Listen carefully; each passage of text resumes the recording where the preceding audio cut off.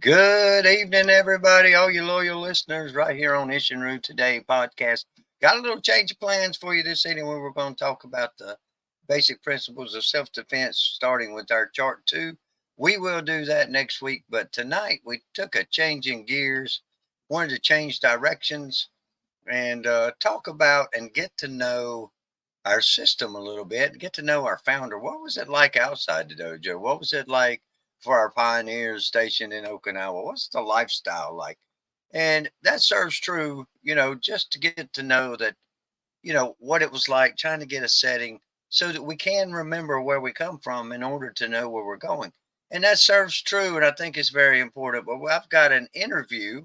I was reading the book today, the Ultimate Self Defense by Harold Long and Tim McGee, and I was reading that book and just going through it, and I came to the back section, and in the back section, I mean, there's a bunch of pages, a lot of questions.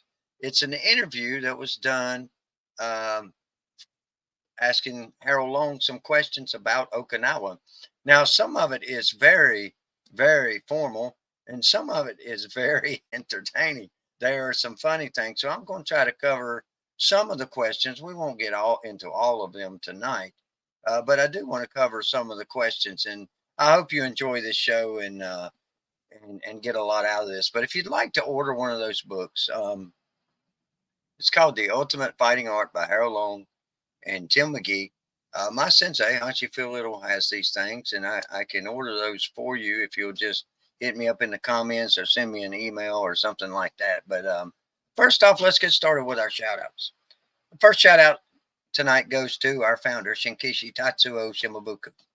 We'd like to thank him for his dream, his passion, if you will, and this week's been a rough week, and as we're coming up on the 4th of July, I want to do a special show that really honored our troops and really seen what life was, maybe in a different country if you're serving our country. Um, but the 4th of July, Independence Day, coming up. But the third is a special day as well, which is today, which is the 4th of July's Eve. The Vietnam soldiers need to be recognized for today.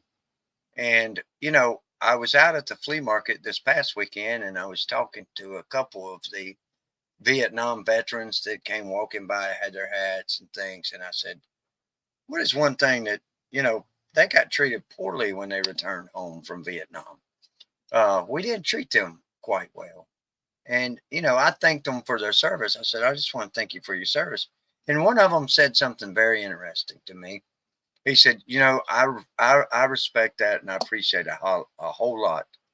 But one of the biggest things that we look forward to people saying to us, that were in Vietnam was not thank you for your service. We were honored to serve and we would do it again, no matter how we were treated when we come home, which is sad. But here's what he said that stuck with me. He said, the only thing that I want my American family to do is say to me, is not thank me for my service, but just say welcome home. So I told him welcome home. And that hit me hard because they wasn't welcomed home. And to have someone say that, it really hit true. So with our founder Tatsuo Shimabuku, it really, really drove a nail in my heart and about come to tears to think that, you know, this was their home when they went to Okinawa. He made this their home. He made them a part of his family. And no, it wasn't easy to get into to train under him. It wasn't. And you'll see in some of the questions, and it's funny, some of the things that Master Long says um, in this interview.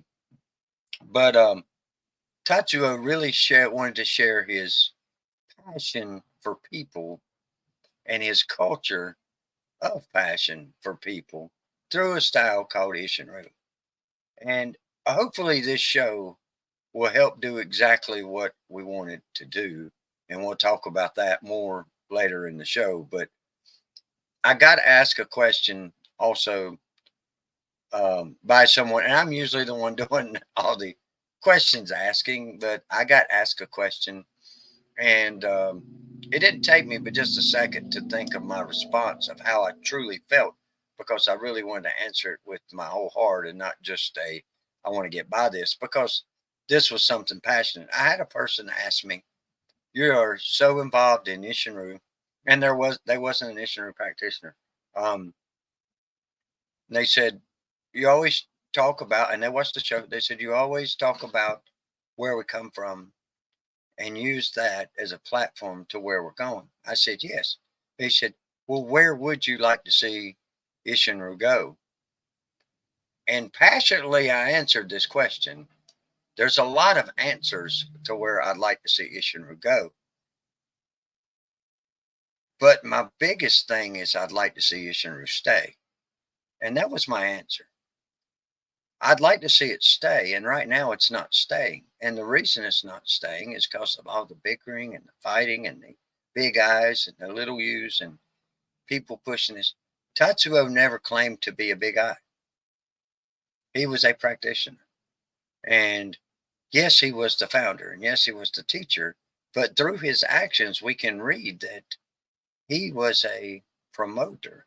He promoted himself in his culture through his systems. I don't want to see Isshinryu go nowhere. I'm afraid that the rate it's going to go away. I don't want it to go nowhere. I want it to stay. And in order for it to grow and go, it has to stay. And in order to stay, we must understand these principles of what was going on during that time. What made it so valuable back in that time, and how can we preserve and protect that in today's time so that it can grow and it can go. I would love to see it go be the biggest art in the world. I really would. And the culture of, and not that, not the fighting aspect of it, but the culture of it, what Tatsuo's dream was. I feel obligated to kind of share that dream and study that dream and do that dream and not ask for anything in return, except for acknowledgement. Let you know that this is what they stood for. This is their standards. This was their baseline. This is the things that they believed in. So when I talked to that person, I told them, I said, "I'm going to give you a quick answer, but then I'd like a minute to explain." I said, "I don't know where I'd like to see it go, but more importantly, I'd like to see it stay. I don't want it to go. I want it to stay." And I believe that this show is helping it to stay, and go at the same time. So a combination of both, I guess, would be my answer. I don't know. What's your answer? And think about that question and write it in the comments. I have the chat room up this evening. I'm flying solo this evening. So our first shout out goes to Tatsuo Shimabuku, the founder of our system. Thank you so much. And we're going to dive in to get to know you a little bit better.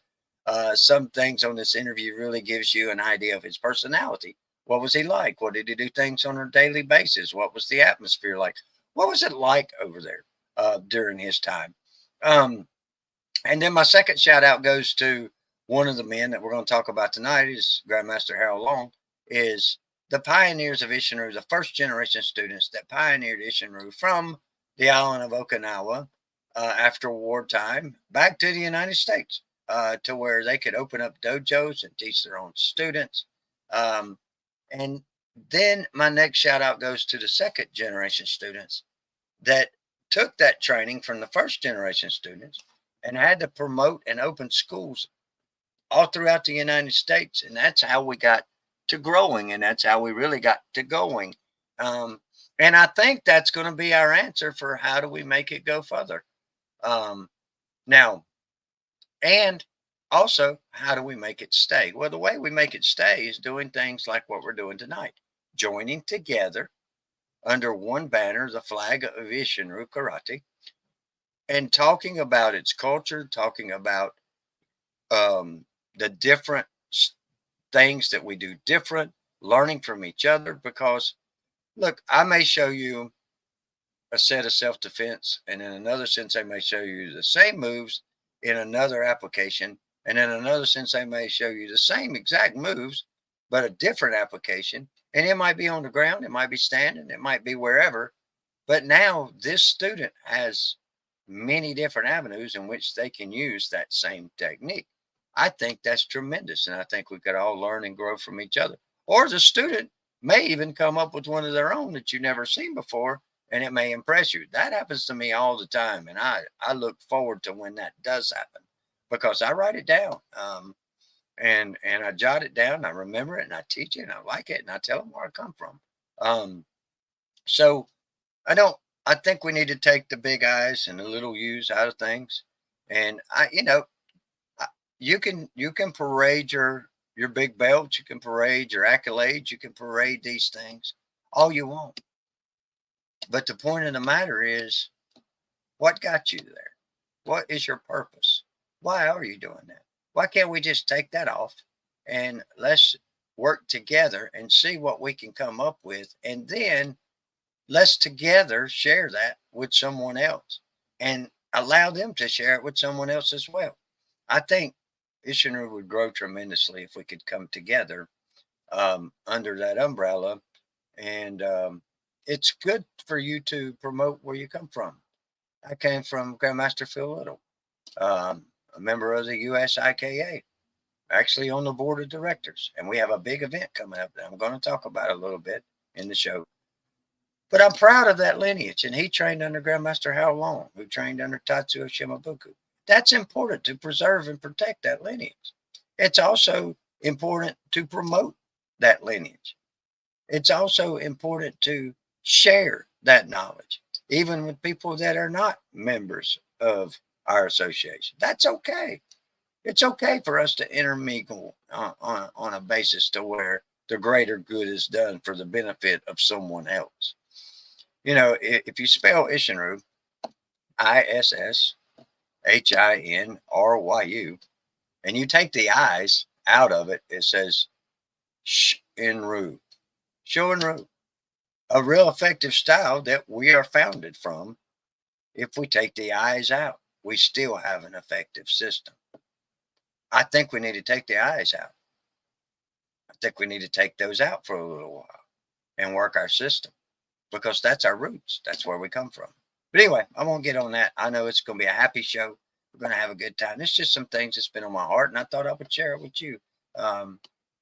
But thank you for tuning in this evening. You guys mean a lot to me. This is your channel, not mine. I'm just, I guess, the face and the voice of it for now. But I'd love to have more people interact with us. So hit that subscribe button, hit that like button, comment on the chats. Let's talk during the week. Let's get some things set up. But one thing we can do is get out there. And getting out there is very important. Very important because it's good to be seen. Um, and for some of us, it's not good to be heard, but it's good to be seen. You know what I mean? So it's good to be seen and people see you that you are supporting not that person or not that event, but you are supporting many different walks of lineages and lifestyles in which we come from. You are supporting Isshinryu Karate, and you are a big part of Isshinryu Karate. This is one heart way. We have to come together as one. I think we need to get out there more. We need to go to more events. I can take care of certain events, but I'm only one person. I can't go to all of them. But with your help, we can reach all these events and we can talk to these people and we can share our knowledge and share this so we can reach everyone in Isshinryu so that we can become a family. Which brings me to my point of events, things that we need to do. We need to get more active now. We had our time off. COVID restricted us all from doing any of this stuff. Now's the chance to get out there. Get out there and get seen and get heard and meet people and talk about training and talk about the knowledge of that they have, their history, their past, and then y'all build a future together and grow. Um, that's what it's going to take for Isshinryu to stay. Is we've got to get out of our comfort zone and get into the public and start mingling and start sharing with others. At what's it costing you? What are you going to do with it? Just set it on the shelf? Share it. Get out there. Do your thing. So one of the some things that are going on, and there'll be another show to come on following this show, not tonight, probably next week sometime because of the 4th of July, which is tomorrow. And happy 4th of July to everybody. It's called Isshinryu News, and on that Isshinryu News page, Miss Rebecca shouts out all the events that she has that people have sent to her. So if you have an event and we want to help you promote this event, we want to help. If we can come to it, we'd love to come to it. We can't go to all of them, but that's where other people can come in and say, "Hey, look, I'll go." Okay, you could go. It might be closer to you than it is me. Okay, you can go. Go to it. Support it. Learn some Isshinryu. Teach some Isshinryu. Share some Isshinryu.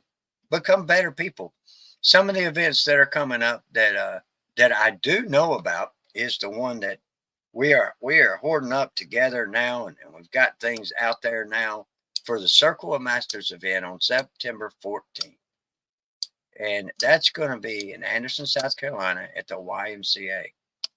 We are going to bow in at 9 o'clock, and the event will probably kick off and start approximately 10 o'clock, maybe a little later, maybe a little earlier, depending on how we do. We always do the national anthem. We always say a prayer, and we always like to welcome everyone that's there and give everybody a chance to get on the floor and get comfortable with each other a little bit, sort of like a meet and greet thing, if you will.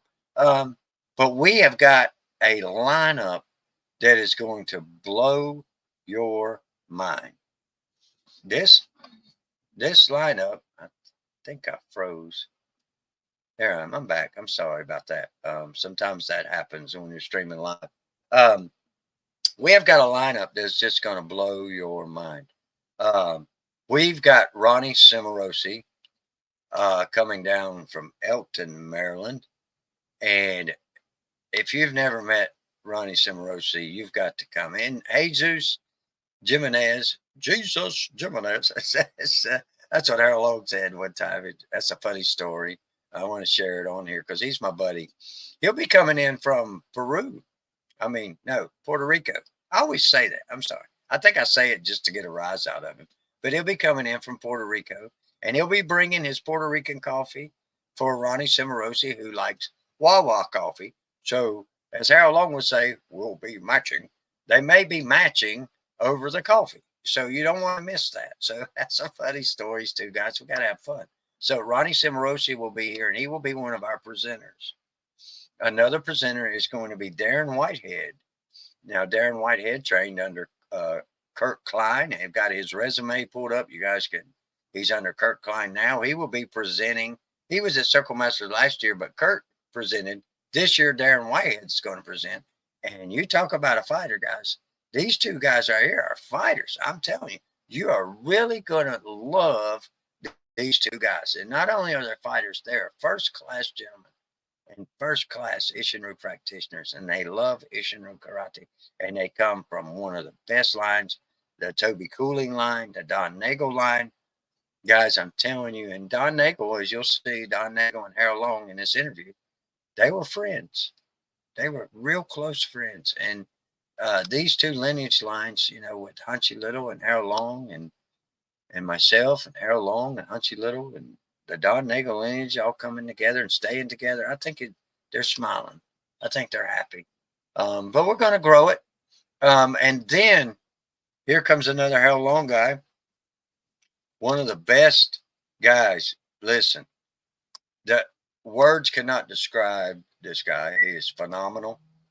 He has accomplished so many accolades in Isshinryu karate, and what one of the humblest and finest people that I know, and I know a lot of people know him, but Grandmaster Scott Shamblin will be presenting at the Circle of Masters this year. That's a big one. You don't want to miss it.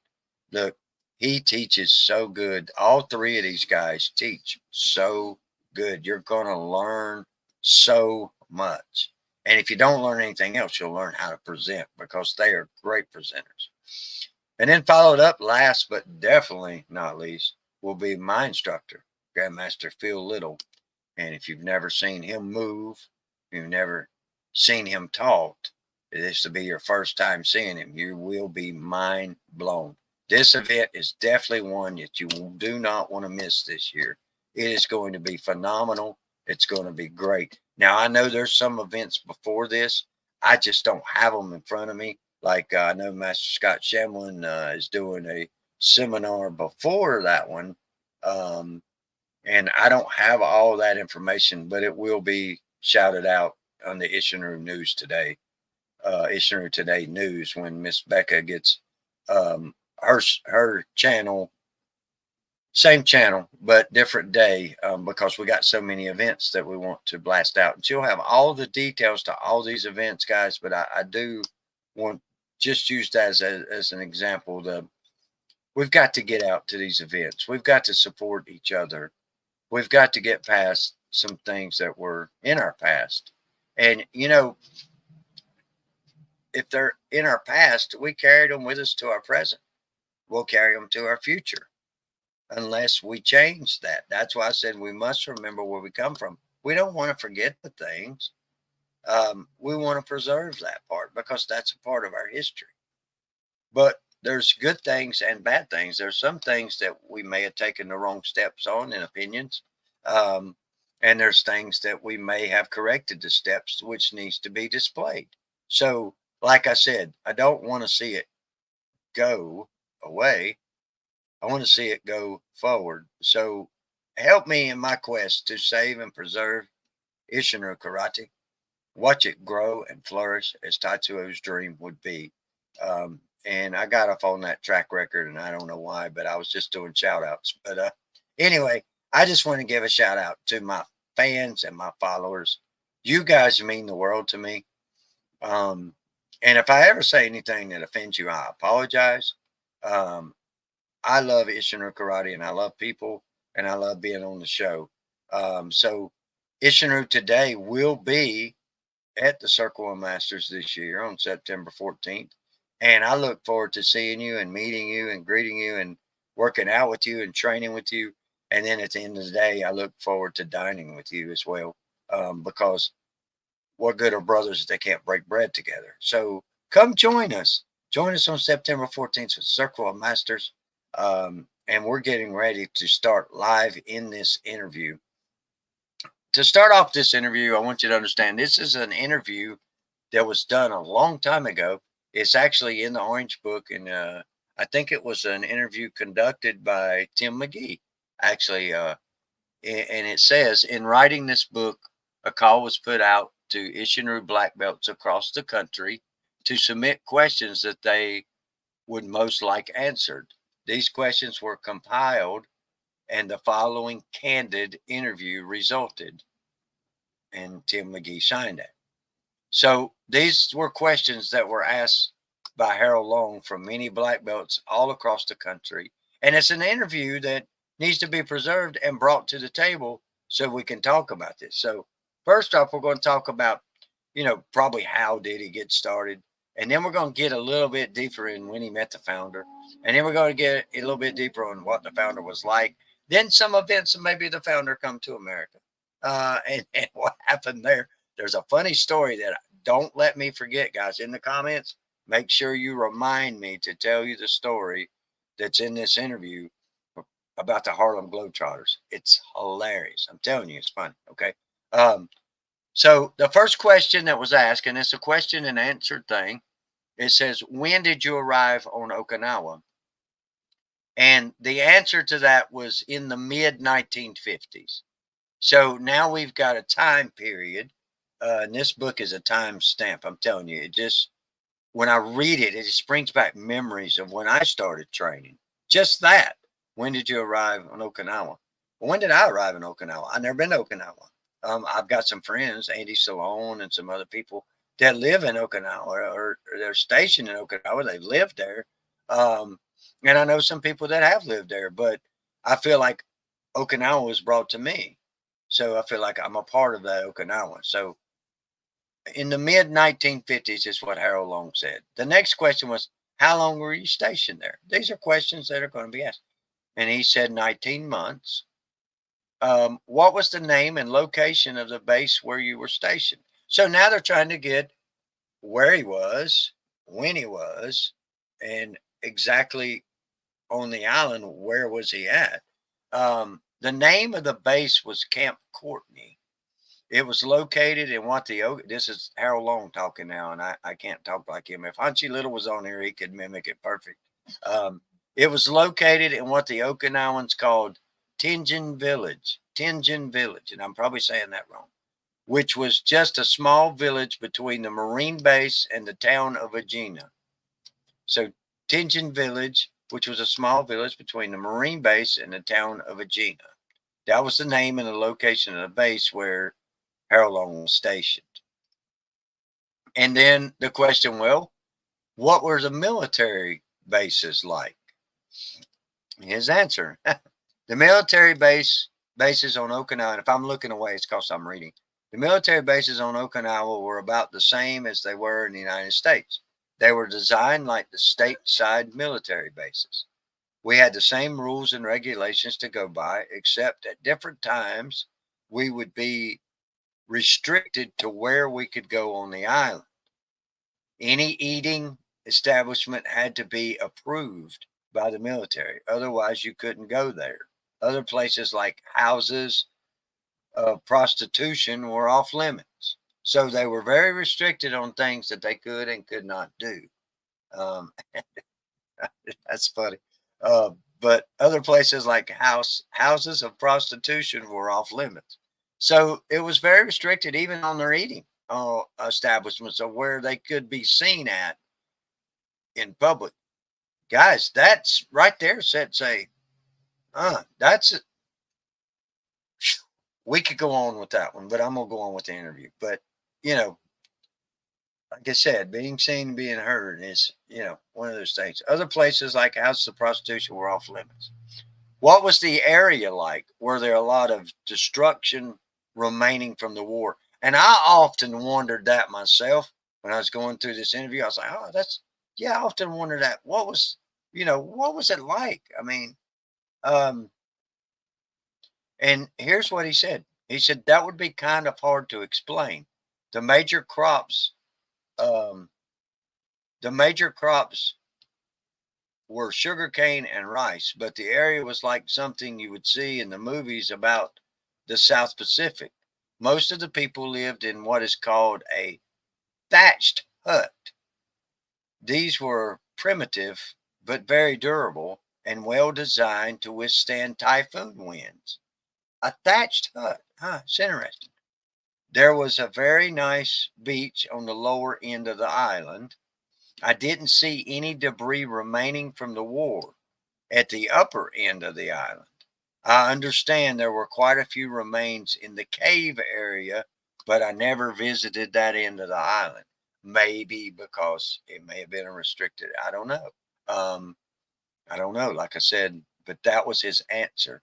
Um, how did the Okinawan people treat the Americans? And I often wonder that too. How would you like if you went to a different country or something like that, and you know, then how would they treat you? How would you fit in? I mean, how awkward would that be? But anyway, let's see. I'm trying to answer the question. What was okay? I can only speak for myself, he says. You don't want to speak for anybody else. I can only speak for myself. But I was treated with courtesy, respect, and kindness by the Okinawan people. I had I had dealings with. So the ones that he had dealings with, he was treated with courtesy, respect, and kindness. They were no different than anyone else. They had a tendency to treat you the same way you treated them. That's amazing. Isn't that something? So we can learn from this interview on basically how we conduct ourselves outside the dojo already. Um, how did the Okinawan people make a living? What kind of jobs did they do? What did they do to make a living in a different country? You had to notice these things. How did they make a living? This is strictly speculation on my part, but all military bases employed a lot of the Okinawan population. So the military was important to them. Um, Remember, we had several Marine Corps bases as well as Navy bases and Air Force base. There was a lot of employment opportunities at the military establishments for the Okinawan people. They also had factories and they raised sugar cane and rice. They were very, very productive people. So there was employment for them. And so, with that being said, then they kind of coincided together to where they did create this harmony. Okay. I'm going to move this book because I'm going to have to pull it down here so I can turn the page and stay with me for just a second. There we go. Okay, good. Um, what was the living conditions like on the island? Well, the living conditions were quite primitive for people who had to go out and work for a living every day. So it was a different living environment for different, depending on your job, I guess. Consider the fact that a skilled laborer at that time made about 8 cents per hour. 8 cents per hour, guys. I mean, I know we're talking about the 50s, but 8 cents per hour? They didn't have a lot of money to spend. The Americans were big spenders as far as they were concerned because we made a salary that was really beyond their comprehension. They were happy, humble people. I'm reading that they were happy and humble people, and they were happy with making 8 cents an hour. What's wrong with us? What's wrong with our society, folks? Just reading this interview, we see some things that are inhabitant to our going and not stopping. We're spoiled. We're spoiled. Okay. So 8 cents an hour. They put more value in life and living and work and how people presented themselves and achieved their accomplishments in modesty. If we want Isshinryu to go, keep doing what we're doing. It will go. If we want it to stay, we've got to make some changes. You see what I'm saying? When did when did you first become interested in martial arts? And then there's a why. This ought to be interesting. Okay. I really became interested in martial arts in 1950 while in Kobe, Japan. That was where I was first exposed to the martial arts. This is Harold Long talking. I was just fascinated by it and thought it was something that would really be interesting for me. It was a challenge, and I felt that at the proper time and place, I was going to learn karate. I also felt that it would do me a lot of good physically. I didn't know about the mental aspect at that time. I found that out later on and I got involved. It was the best move I made. This is Harold Long talking. It was the best move that he made. He took an interest in it. He took a liking to it. And he understood it. And once he understood it, he became involved. Now that's a pretty good roadmap. And I think we need more of that introduction in our schools. Guilty. I try to push too much too fast. They struck an interest in it. Okay. He said it it was a challenge. Yeah. And I felt that at the proper time and place I was going to learn karate. I also felt that it would do me a lot of good physically. I didn't know about the mental aspect at that time. I found that out later on and I got involved. It was the best move I made. So it could be the best move that you're making for someone. Why did you choose Isshinryu over the other styles of karate taught on Okinawa? Well, I had to rely on my house girl. Now, this is interesting because this is a part that I didn't know about. And I don't know, I would have to ask Andy Salone if they still do this or not. I would say not now, but back then they did. They had house girls. Okay. Well, I had to rely on my house girl. House girls on Okinawa were employed by the individuals to take care of their rooms. So it's like a cleaning lady. Housekeeping. Okay, I'm sorry.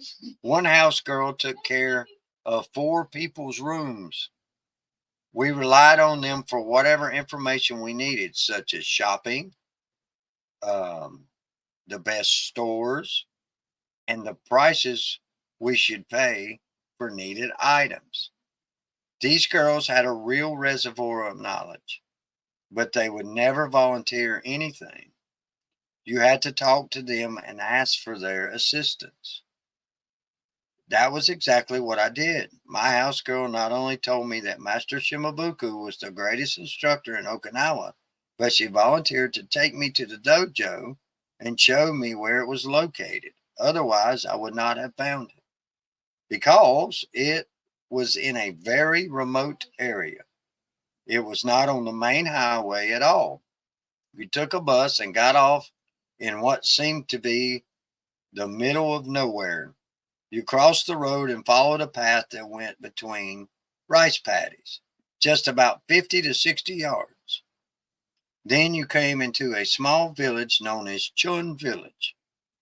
I have often wished that I could remember my house girl's name. I would like to have contacted her later in life to tell her what a favor she did for me. That's phenomenal, guys. That's dedication. That's really wanting to find the best training. I'm going to stop right there for a second because I get emotional at this point. You know, when I was seeking out my Isshinryu instructor, I wanted to find the best too. And I had to travel a while. I traveled 3.5 hours and I traveled to Anderson, South Carolina from Lexington, North Carolina, 3 times a week to train with my sensei. And I'll never forget that because I was so passionate about wanting to learn. Well, Harold Long was passionate about wanting to learn. It's amazing how this is instilled even later on to my generation. I wanted to learn. And I wanted to learn it right. I wanted to learn from the best. And if I had to do it again, I would have went 5 times a week. I can't now. I wish I could. But at that time I was able to do that. And I am so grateful and honored that I got a chance to do that because it did make a difference in my life. It changed me as a person. Um, what was the first conversation? Here's a good one. Here's a good one. And then I'm gonna flip through a little bit and we're gonna get through some funny stuff. Okay. What was the first conversation you had with Master Shimabuku and what did he say to you? Okay. This is when he first met the master. Okay. And what did he say to you? Harold Long said he didn't say anything. My first meeting with Master Shimabuku wasn't really that great. In fact, he didn't even acknowledge that I was there. I stood around for a while watching some of the people work out, and I talked to some of the people there. I left and came back again. He knew I was there, but it wasn't any big deal to him. I was just another GI who probably wouldn't stay. It was just one of those things. He was hesitant about taking any American students. The third time I went, he acknowledged the fact that I was there and he explained that it was probably something I couldn't do. He told him, you can't do this. You couldn't do it. It's probably something that I couldn't do and it would probably be beyond me. But he would take me on as a trial basis to see how I would do. Wow. Think about that, guys. We have a hard time getting students to come in and try it for free. Here's a guy that's begging to train, and the master said, well, you probably can't do it. It's beyond you. You probably won't stay, but I'll let you do it on a trial basis. Now we're reading about Harold Long in the book. Things have changed. We've got to get back to some of that. And I'll do another one.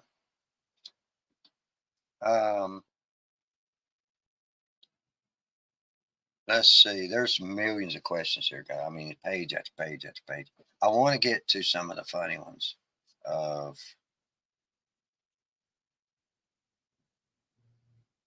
What was the balance between charts, kata, and kumite? Okay, let's read that. That's interesting. Master Shimabuku felt that whatever you were working on at the time was the most important thing there was. Wow, that's I like that. If you were working on the charts, then that was the most important thing that you could be working on. When you went from the charts to the kata, then that particular kata was the most important thing that you could possibly work on. When you went to kumite, it was exactly the same way. He didn't emphasize more importance on any one phase of karate. He said you had to know them all with equal proficiency. Therefore, you had to give each one of them the proper amount of training time. I'm blown away. I'm blown away at that response. A lot of us get caught up in, I want to be good at kata. I want to be good at kobudo. I want to be good at weapons. I want to be a good fighter. Tatsu said, whatever you're doing at that time is the most important thing. And you have to, if you want to be a well-rounded Isshinryu karate practitioner and understand the curriculum, you have to do them all proficient. Whew. That's good words. And that's, that just come out in the interview. There's one that I wanted to read. It's funny that I read earlier was how did Master Shimabuku address you?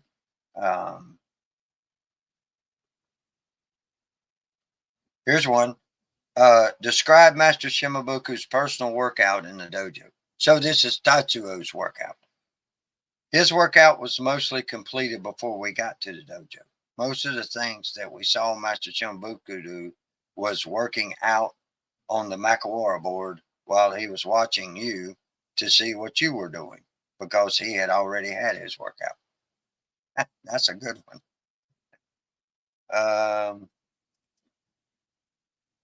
Let me see if I can scroll through. Bear with me, guys.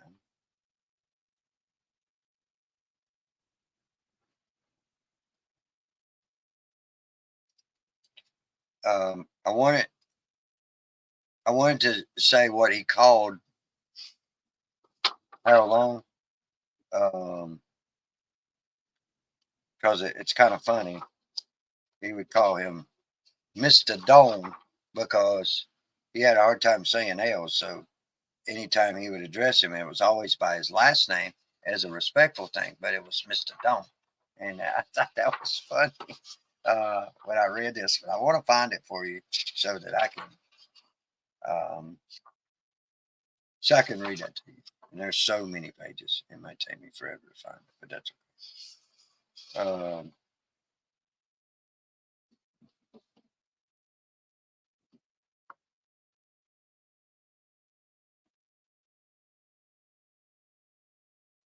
Was Master Shimabuku responsible for bringing weapons into the karate system?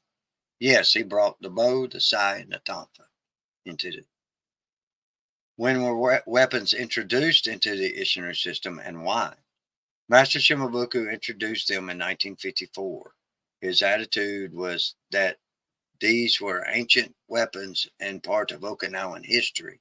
They needed to be kept alive for historical purposes. As far as them having any other significance in the Isshinryu system of karate, um, he did not say. They have none whatsoever, is what Master Long said.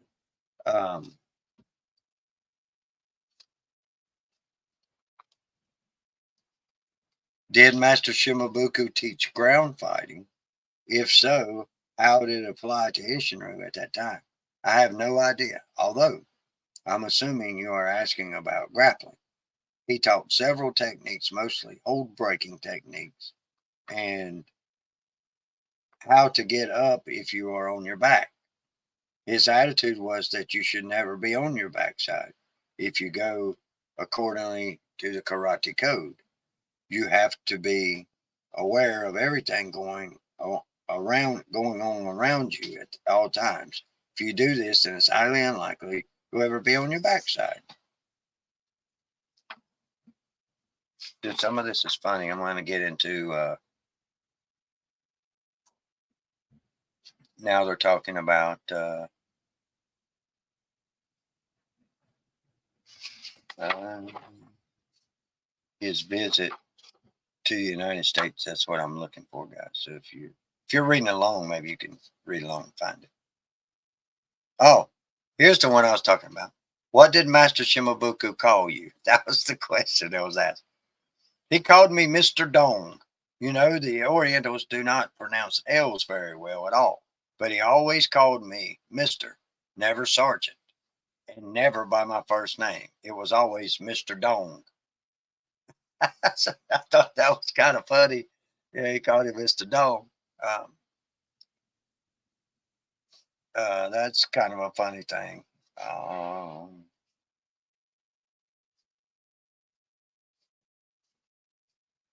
okay, now we're getting to. I want to get to the one that I promised you guys that I would get to before we close the show, and that was talking about the Harlem Globetrotters,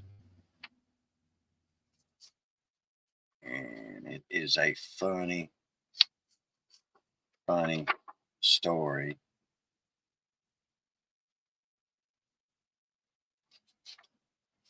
Let's see.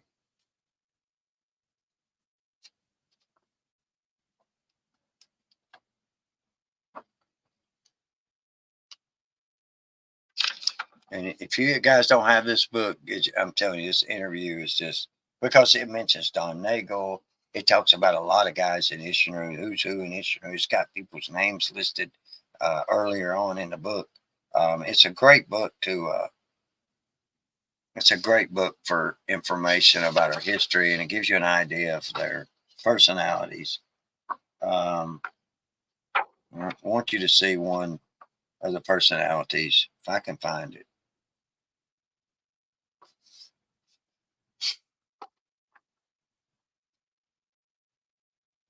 It's got some pictures of Angiezu in here with Harold Long. Um,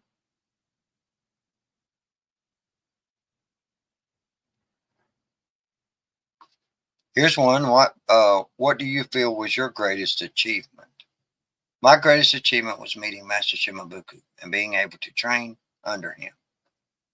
The other achievements that I have had is in having many people look up to me. One man told me, you have done even more than Master Shimabuku. I said, no, I have not. I have done more different things than what Master Shimboku did, but none of them compare with his achievements. That's humbleness, guys. That's amazing. Please don't ever make that statement like that again because no one compares to our founder. Grandmaster Tatsuo Shimabuku, just being a good, solid Isshinryu karateka, being a good teacher, and loving the things that I was doing, the different people that I have gotten to train, meet, and know throughout the years. Remember, I was talking about that earlier in the program. You can't pick out one thing and say it was my greatest achievement. I didn't even know that any of my achievements were great by any standards, but I have obtained moderate success throughout the years. What a statement. We could go back and read it. I'm telling you guys, this book right here and this interview is just fabulous, and I'm just learning so much, and I'm trying to find, and that was close to the end. So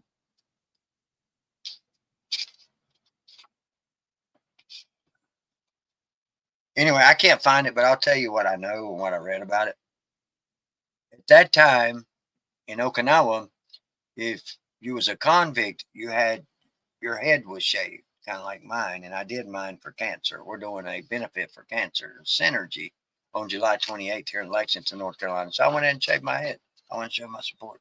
Um, but anyway, it, and I'll find it, and I'll promise you, I will read it. I'll find it and read it on the next show. But um, if you're a convict, you shaved your head, and that kind of identifies you that you was a prisoner in Okinawa. You was dangerous, to society.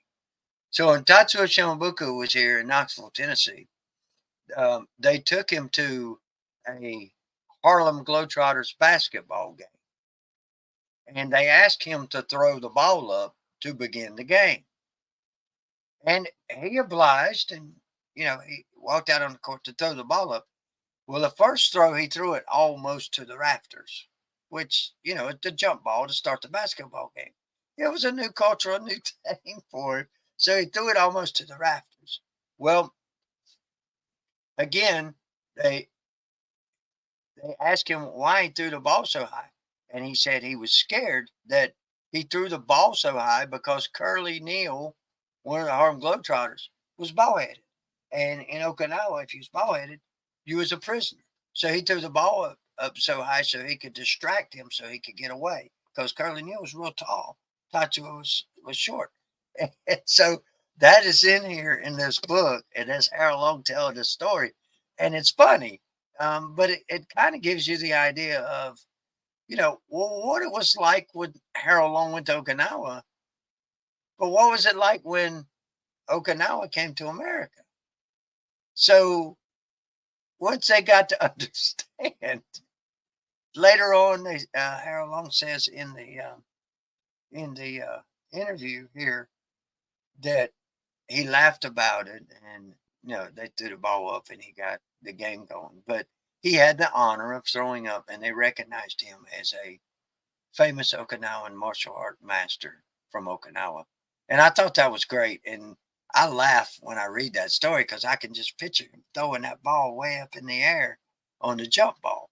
Um, so, um, it's getting to know his personality. Let me see if I can find some about um, his personality because he really, somebody asking here, does he have a sense of humor? Um, and I want to get to that one too. Did Tatsuo Shimboku have uh a different side that we always see him as stern, strong, and hitting the McElroy. He's a founder. He's tough. But oh, here it is. Was Master Shimboku a jokester away from the dojo? And Harold Long said he was not a jokester, but he had a real sense of humor. So I imagine he was kind of a funny person. He liked to pick. He liked to play. Uh, Hey, Jacobs fan, Will Jacobs, how you doing from Holden Beach? I hope you guys are doing good. Tell Sensei Watts for me that I said hello, and I hope he gets to feeling better. I was gonna come down this weekend and visit you guys, but he said he was sick, and I really don't want to catch it. But I miss you guys. I will be down before the beginning of next month. That's my Kia family. That's Kia number 2 from Holden Beach. Will Jacobs and the whole family. Hey, everybody, good to see you. We're just talking a little bit about our founder and an interview in the book from Harold Long. So, let me get one more question and then we'll call it an evening.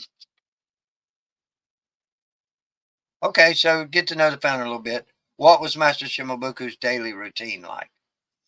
Master Shimabuku had several things that he did, like his sugar cane. He would work the fields and he had other people that would help him. People work together there on Okinawa, much more than we do here in America. Neighbors are really neighbors there and they help each other. Master Shimabuku did practice the same things that you and I do. The only difference was that there wasn't nearly as much to do. There wasn't anything different about him just because he was a karate master. So he lived life just like you and I. We lived life. We got chores. We had things to do. So he lived life. And so that's very interesting. But guys, I will do another one of these if you want me to. If you'd like to order this book, you can get it for yourself. But as you can tell, it's page after page after page after page of interview questions. And I have to fumble through. And I don't want to earmark this book because this is my new book and it's autographed by Hanshi Little, as you can see. So I'm trying to preserve this book. I have an older one, but it's about to fall apart. It's also autographed by him, but I preserved that one because that was my very first book that my sensei gave me. And I want to save it. And so he gave me a new one to use, but he signed it and I don't really want to mess it up either. So I'm going to have to get another one that I can use for a manual. Um, but this is the book that I'm reading from. It's called Isshinryu Karate, The Ultimate Fighting Art, and it's by Harold Long and Tim McGee. And before I leave, on a leaving note, I want you to see something in the very beginning of this book. And we always say it here on the show, we must remember where we come from in order to know where we're going. And in the dedication part of this book, this page right here, the dedication part of this book, I'm going to read that for you. This book is dedicated in memory of Isshinryu Karate's founder, Grandmaster Tatsuo Shimabuku, and to those who came before and to those who came after and to those yet to come, may his dream live forever. That's the dedication on the inside of this book. We must remember where we come from in order to know where we're going. Guys, I hope you liked this informal interview, and I know I was all over the place and everything, but please forgive me. It takes things like that to really open our eyes and think back. We're no different than they were, just in a different time period. But we have those time stamps, those treasures, that time capsule that we can go back to and read and preserve and protect and learn from, but also to expound upon. If you notice, the thing that Harold Long said that I caught tonight for me was getting to know our pioneers and our founder. I'm glad you took this journey with me as we exposed what it was like on Okinawa and how the training may have been. And we'll get into that more. But one of the things that stood out to me the most tonight was when Harold Long said it wasn't his accolades, it wasn't his accomplishments. He could never do more than the founder. He was just humbled to be a part of it. And he's done some astonishing work. But he always pointed it back to his sensei. I hope you learned that. And I try to do that myself. That, we always pay homage to Tatsuo Shimabuku first. And then our pioneers that pioneered Isshinryu back to the United States. And then the second generation students, the ones that promoted Isshinryu nationwide, worldwide, if you will. Albert Mady's Canada. I mean, worldwide. We got Jesus Jimenez in Puerto Rico. We got Salil Narkani in India. We got people all over the world that are promoting Isshinryu Karate, the founder's dream, on a little island that you saw that Harold Long said he had to walk. It was hidden. It was away from everything. And he had to walk there 60, 70 yards through sugarcane field to find the dojo, and he wouldn't have found it if it wouldn't been for his house girl. If it wouldn't have been for other people giving, he would have never accepted. But when he accepted, you notice he said his life changed as he understand the mental aspect of this. His life changed when he accepted. He knew what he was accepting, that he had to give. We need to give more, folks. We need to give to others. We need to give to other dojos. We need to give to anyone that's having an event. Thank you for tuning in to Isshinryu today. I'm Kyle Forrest from Lexington. It's great to see all my friends and family in Isshinryu Karate. God bless you. I hope you have a safe and happy 4th of July. And remember why we're able to have that day. Why are you got your independence? There was a purpose. What purpose are you serving? I'll leave you with that. God bless you. I love you guys. Good night.